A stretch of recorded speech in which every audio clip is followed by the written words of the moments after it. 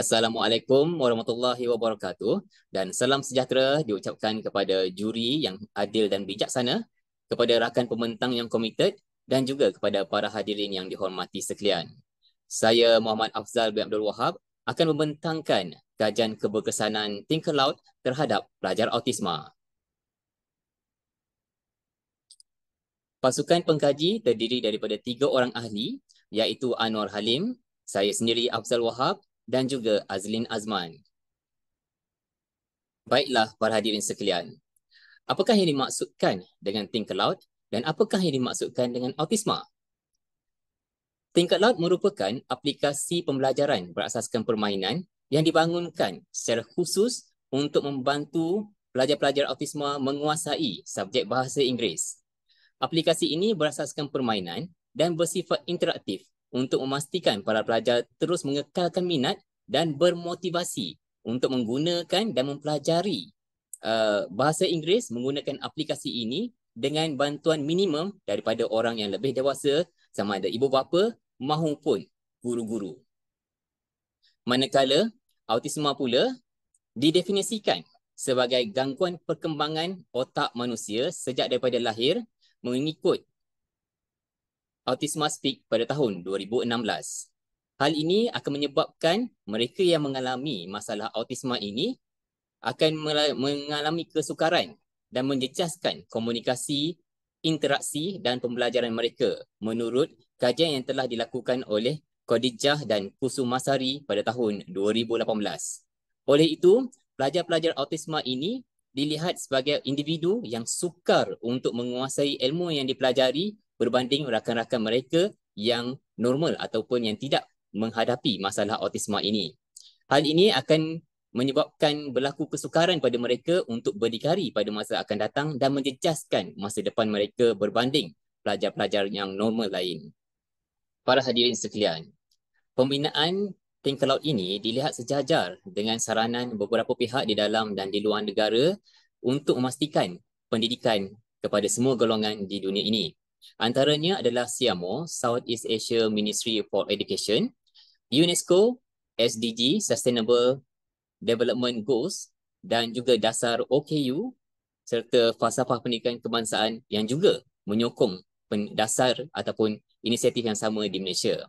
Terdapat juga kajian-kajian yang menyokong usaha-usaha seperti pembinaan Tinker Loud ini. Antaranya adalah Williams 2007 yang menyatakan bahawasanya pelajar autisma cenderung untuk menggunakan peranti berbanding buku ketika sesi PDP.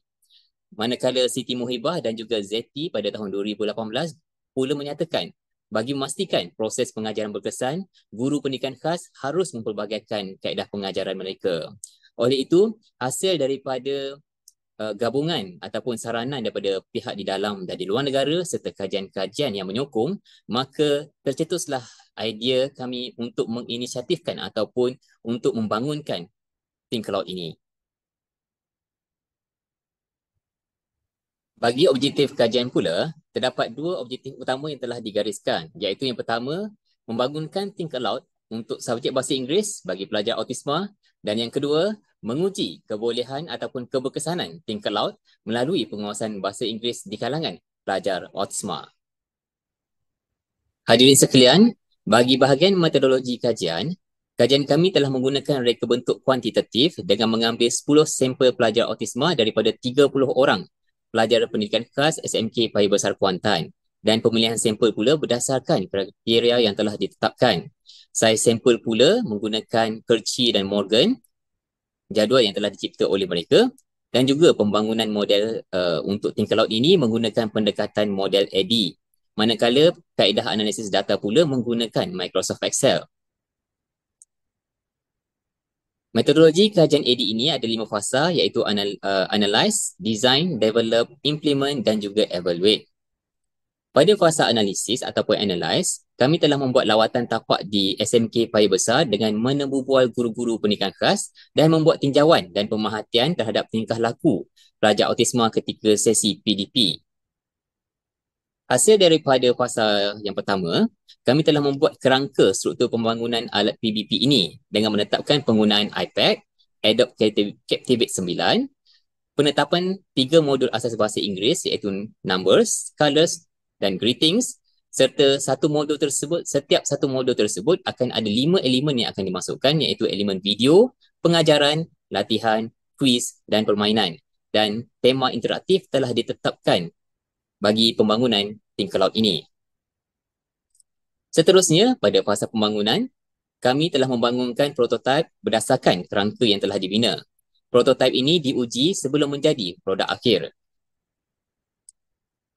Pada fasa pelaksanaan, kami telah melaksanakan ujian pra dan ujian pasca. Sebanyak 3 set soalan telah disediakan berdasarkan topik bahasa Inggeris yang telah dipilih itu tadi.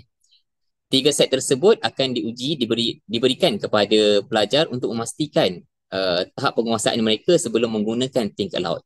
Selepas itu, 3 set soalan sama akan diberikan kepada para pelajar selepas mereka menggunakan aplikasi Think-A-Loud itu sebanyak 4 kali sesi. Ini bermakna pada ujian pasca ini terdapat 4 sesi yang dilakukan terhadap para pelajar tersebut, di mana sesi pertama para pelajar diberikan Think-A-Loud dan menggunakannya secara sepenuhnya. Kemudian mereka akan diberikan ujian set soalan tersebut dan skor dicatatkan, dan pengulangan ini akan berlaku sehinggalah sesi yang keempat.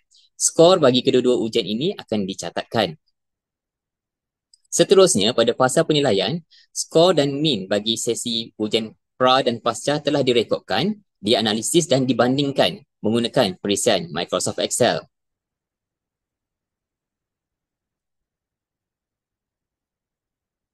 Hasil dapatan dan analisa yang telah dilakukan, 7 daripada 10 pelajar ataupun 70% pelajar yang telah dipilih mencatatkan peningkatan skor selepas menggunakan Think-A-Loud. Manakala bagi skor keseluruhan bagi ujian pra dan pasca pula didapati meningkat 22% daripada 42% kepada 64%.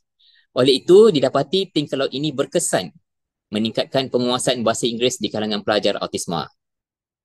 Oleh itu, secara rumusannya, Think-A-Loud ini berjaya dibangunkan dan Think-A-Loud ini berjaya meningkatkan penguasaan bahasa Inggeris di kalangan pelajar autisma. Hal ini selari dengan Sidek et al. Pada 2016 menyatakan perisian kursus yang dibangunkan berdasarkan model EDI mampu menarik perhatian kanak-kanak autisma untuk belajar. Dan juga Morgana Sundari dan Hasnah pada tahun 2021 menyatakan aplikasi berasaskan gadget membawa kesan positif kepada kanak-kanak. Secara keseluruhannya, kami boleh katakan bahawasanya objektif kajian kami telah tercapai. Sekian sahaja daripada saya. Terima kasih.